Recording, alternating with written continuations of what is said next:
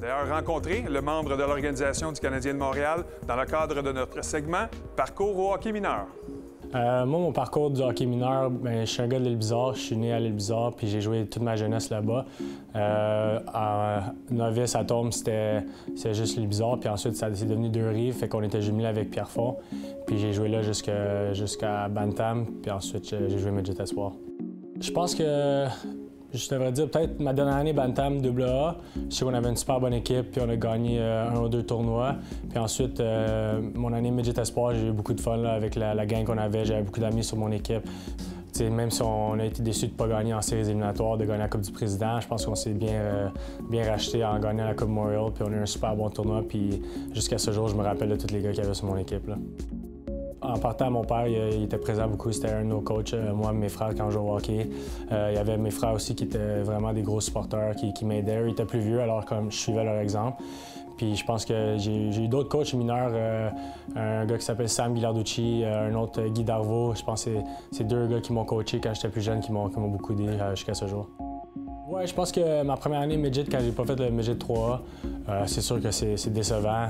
Mon frère plus vieux avait fait l'équipe sa première année, puis je pense que c'était mon but à cet âge-là de faire l'équipe. Puis quand j'étais allé jouer Midget Espoir, j'étais un peu déçu.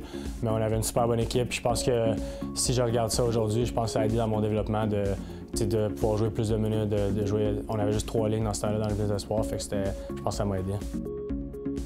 On jouait tout le temps contre des équipes qui avaient un plus gros recrutement de joueurs, je pense, quand je jouais à Deux-Rives. Puis on n'avait pas nécessairement tout le temps les meilleures équipes, mais on essaie de travailler fort. Puis je pense que ça nous amenait à remporter des matchs. Puis même si on ne gagnait pas tout le temps, il fallait garder un bon esprit d'équipe, puis tout le temps travailler, puis de ne pas trop être déçu, puis juste continuer à avoir du fun. Je pense que le but principal de jouer au hockey, c'est premièrement d'avoir du fun, puis après ça, c'est de gagner des games.